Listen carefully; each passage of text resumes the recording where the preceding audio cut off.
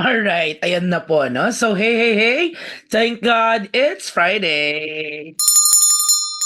O siya, nandito po muna tayo sa Zoom ngayon, no? Dahil, for some reason, ayaw ho gumana nung aking StreamYard. So, yes, patuloy lang ang ating, hey, hey, hey, it's Friday, ano? At yes, no, isa lang po ang ibig sabihin yan. Isa naman pong dagdag na session ng pagbabahagian ng kaalaman. Isa naman pong dagdag na session ng pagchichikahan. At lalong-lalo na, isa naman pong dagdag na session ng paghakbang pasulong sa ating mga pangarap na maging lisensyadong profesional na guro. Yes, my name is Coach John, your viral summa cum laude, your hashtag halimaw ng sangsay. Rar, rar, rar, rar. And I welcome you, ladies and gentlemen, dito po sa ating High Five Fridays, no? And this is your ultimate or your weekly boost to Soksay success, na kung saan every Friday, tayo po ay nagpo-post dyan sa ating YouTube channel, no? Doon po sa nakaraan natin, actually, this is already the second session, kung napapanood nyo po ito. Take note na kapag po bibisitahin nyo yung mga High Five Fridays natin, kapag wala po siya dun sa homepage ng ating YouTube, ibig sabihin po, kailangan nyo pong pindutin yung live tab, no? Makikita nyo po dun yung mga recording ng High Five Fridays. Ano po? And yes, dito po, tulad po na nakagawian, tayo po ay magdi-discuss ng 5 essential questions per topic, pandagdag kaalaman. Kasi nga sabi nila, challenging ang board exam for social science. Ano? So yes, today, ladies and gentlemen, actually session 2 na po ito. Wait lang, i-revise ko. 'Di ba? Mano-manong revise. Ang ating session po ngayon ay session number 2. This is about politics. Ayan, no? And remember, by the way, that success isn't about luck, it's about your preparation. So don't forget to subscribe dyan sa ating YouTube channel. Let's have our prayer for the Catholics in the name of the Father and of the Son of the Holy Spirit. Amen. Dear Lord, I come to you to ask for your guidance and direction in this study session. I ask that the Holy Spirit fill me with strength, creativity, and understanding to get through my studies without difficulty or sin. Help me hold my focus and attention. Help me to retain all that I learned. Please make my mind sharp and keep distractions at bay. If any part of my studying is weak or lacking in some way, let it be revealed so that I may correct it. And thank you for this opportunity to learn. Amen. In the name of the Father and of the Son, and of the Holy Spirit. Amen. All right, no? And by the way, if you would like to join our exclusive group, lalo na nalalapit na naman po ang board exam, you just have to message our Facebook page, that is Gurong Pinoy, no? Para po mag-enroll, ano? And by the way, once again, this is my YouTube channel. Ayan po, no? Huwag po tayong Huwag po natin kalilimutang mag-subscribe, ano? Sige, ganito po ang ginagawa natin sa High Five Friday. Sa first part, kayo po ay magsasagot muna, no? Ng mga questions. So, get your pens po. Grab your pens, your papers, no? Para itry po natin sagutin itong 1 to 5 na ito. For every question, you would be given 30 seconds, no? And then right after that, we'll be having our rationalizations. Are you ready? Sige, sige, sige, sige. Let's start with question number 1.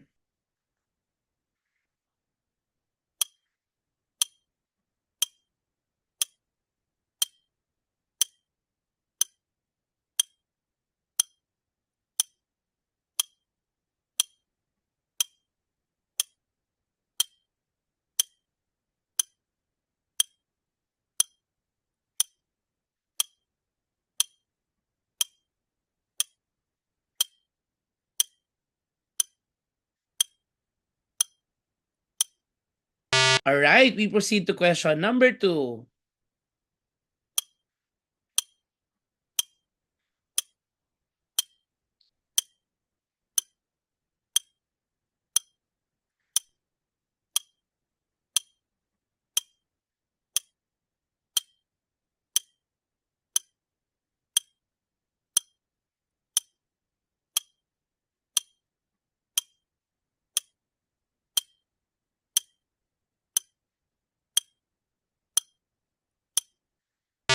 Question number 3.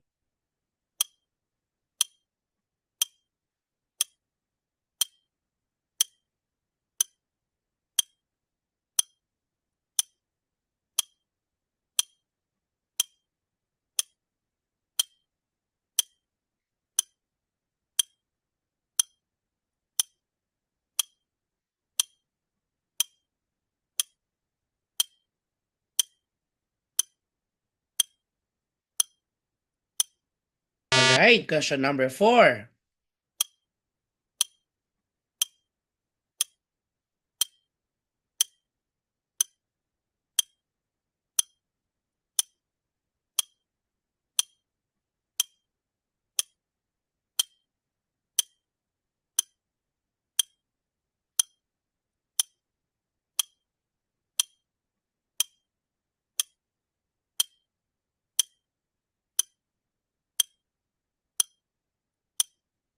Alright, lastly, question number 5.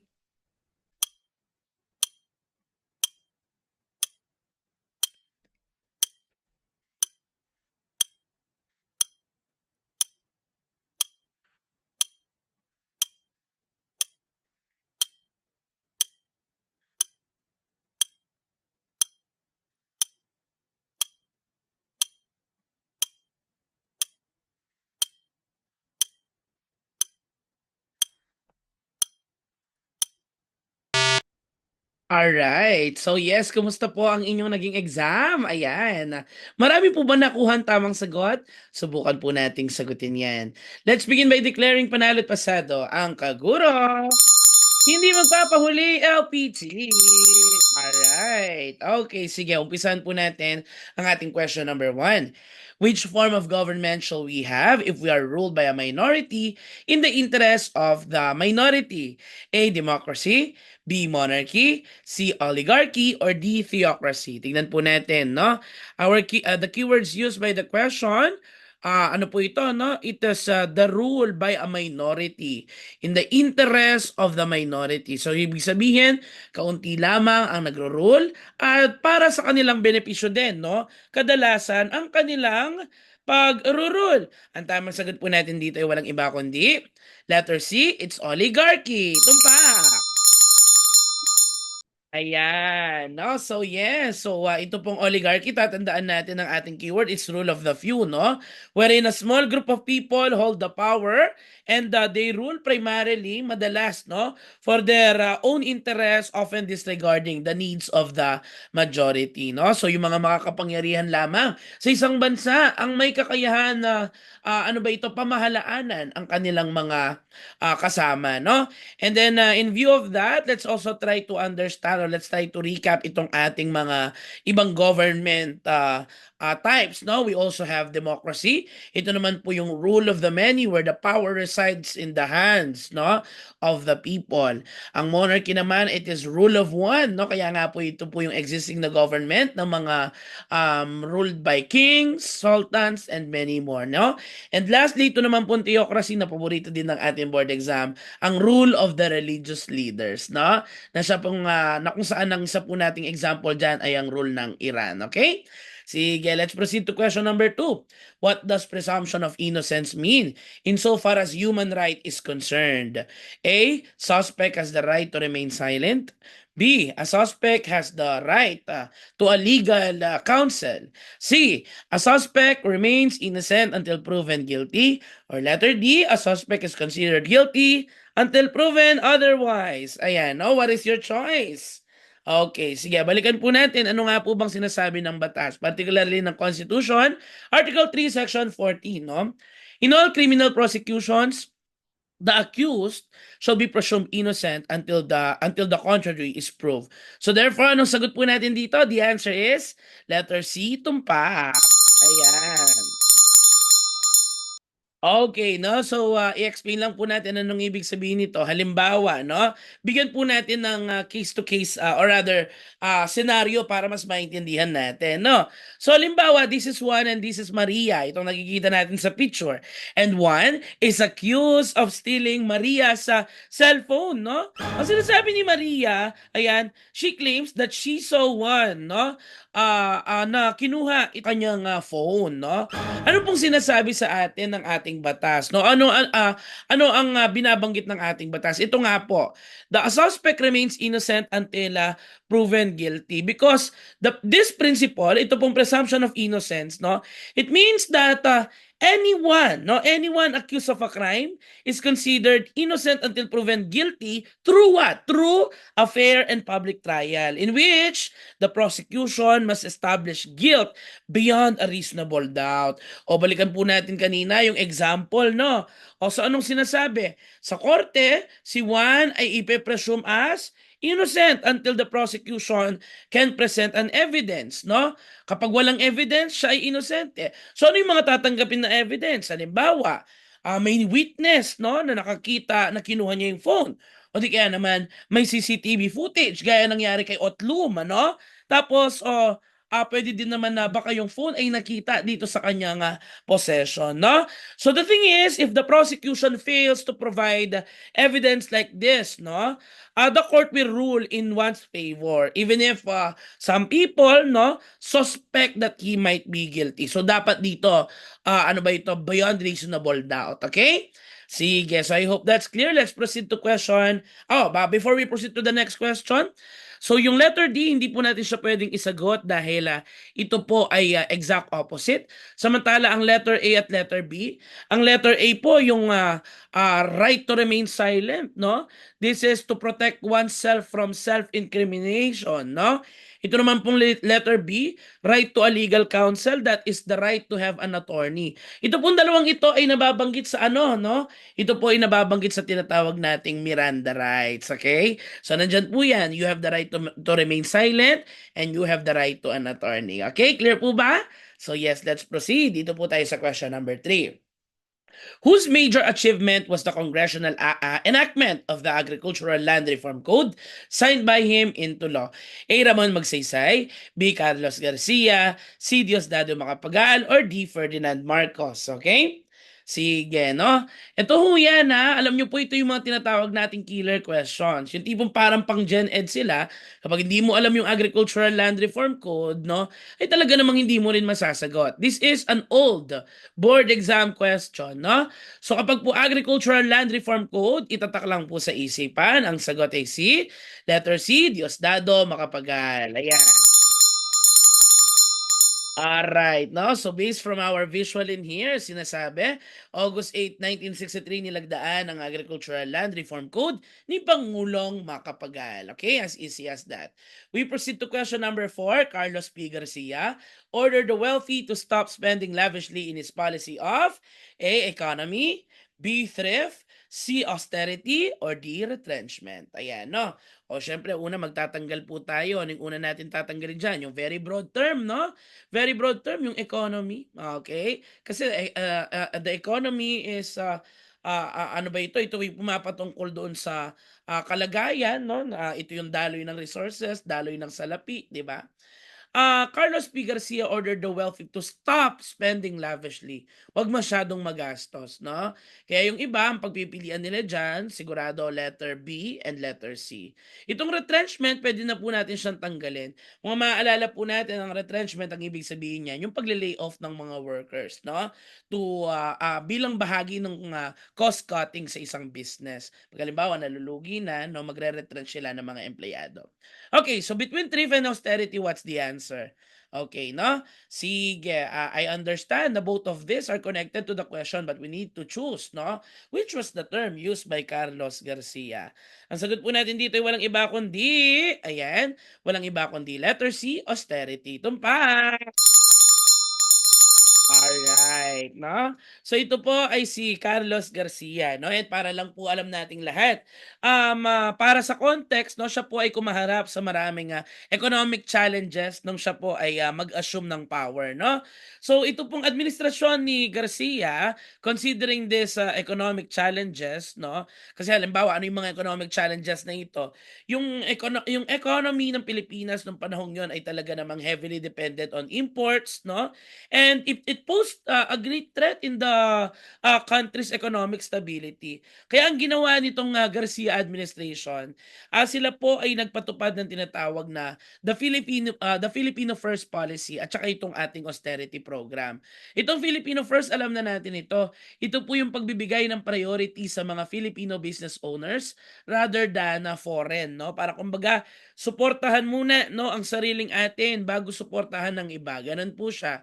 Samantala, ito naman pong austerity program, ito po yung nag-encourage sa mga Pilipino to reduce their unnecessary spending. Sa madaling salita, ang austerity ang humikayat sa kanila na magtipid. Okay?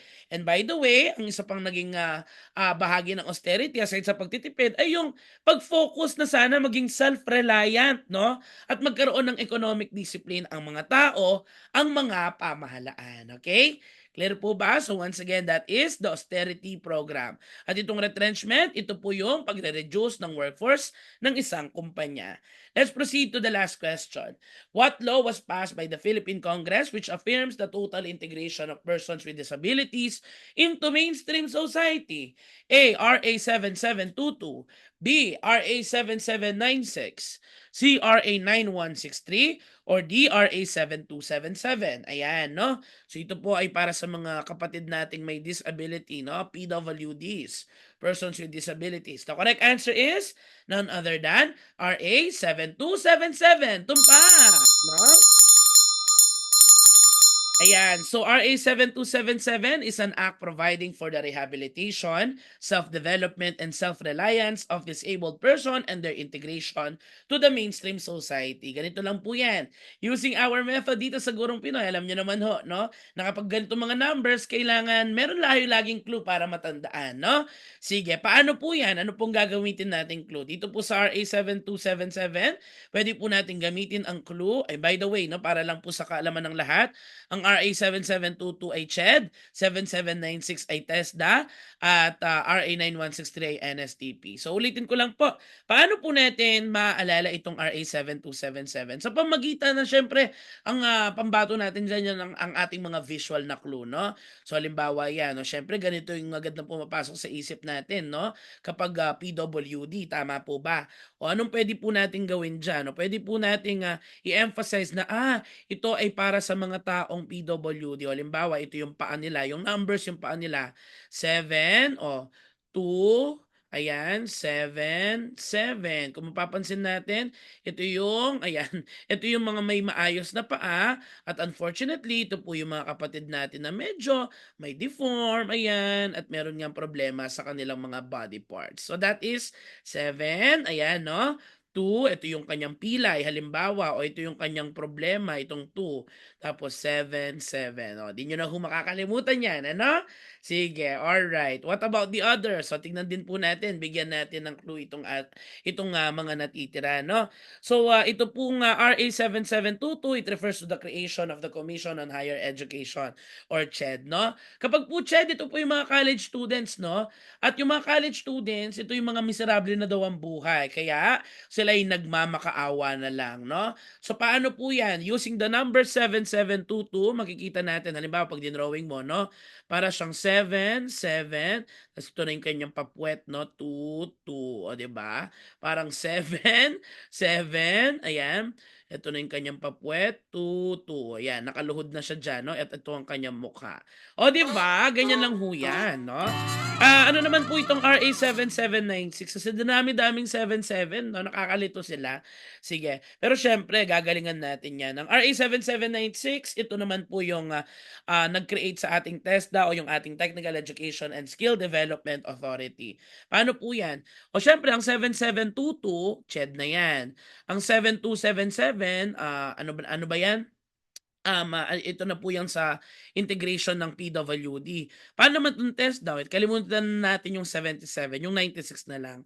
O kapag po ako nag-drawing ng 96, ganito po siya. 96. Ulitin ko lang po, pag dinrawing ko siya, 96. Ano po ba yan? Yan po yung, di ba kapag testa, yan po yung mga kapag nagluluto-luto. Diyos ko, ewan ko po kung nagme-make sense sa inyo, pero kapag nagluluto-luto, gumagamit po tayo ng mga, ano bang tawag dito? Diyos ko, ano ka tawag dito? Ladle? Ay, basta, no? Ano ba yan? Pangsalok? Ay, Diyos ko, hindi ko alam. Bilang isang hindi nagluluto, no? Diyos ko, nakalimutan ko. Paki-comment na lang po dyan. O anyway, tandaan na lang natin yung 96, yan po yung ating tool sa pagluluto, no? And lastly, ito pong ating RA 9163, ito po yung ating NSTP, no? Itong act referring to NSTP, no? Or the National, ano ba ito? Service Training Program, ano? At ang tatandaan lang po natin dito, ayan, syempre kapag nag-NSTP tayo, maaalala nyo, no? Nung college po, ewan ko po kung case-to-case basis sa bawat school, no? Pero madalas sa mga nalalaman ko ay whole day po, no? Whole day po ginagawa itong mga NSTP classes na ito. Sa mga ganung pagkakataon, tandaan lang natin tong 9, 1, 6, 3, no? So, ang isipin na lang po natin, ayan, From 9 a.m. to 3 p.m. nagkaklase ng NSTP. Again, from 9 a.m. to 3 p.m. nagkaklase ng NSTP. Dun sa course na yon, ano lang sila eh, konti lang silang students, 16 lang sila. Alright, no? So, tandaan lang po natin. O, ganyan po tayo mag-memorize ng batas dito sa Gurong Pinoy, ha? So, yes, RA 77, tandaan po natin, again, kapag RA 7722, CHED, yan po yung, ayan, yan po yung ating nakaluhod, no? RA 7796, yan po ay ang TESDA, no? Hindi ko ho sure, pero sandok daw ito. Comment down below, no? And last, ito pong RA 9163 natin, again, from 9 a.m. to 3 p.m., 16 students, no? Ang pumasok sa NSTP, okay? Sige. And with that being said, ladies and gentlemen, congratulations to everyone! I hope nakarami po kayo ng tamang sagot. Paki-comment naman po dyan sa ating comment section, no? Ang inyong pangalan, bilang halimbawa, Juan de la Cruz, LPT. Nakilan po kayo? 5 out of 5, 3 out of 5, or 1 out of 5, no? Ayan, I'm very excited to see your scores. So once again, ladies and gentlemen, my name is Coach John. Lagi lang po tayong humakbang pasulong. And yes, this is Gurong Pinoy, ang inyong kagapay sa inyong pagtupad sa inyong pangarap na maging lisensyadong profesional na guro. See you next Friday. Bye-bye!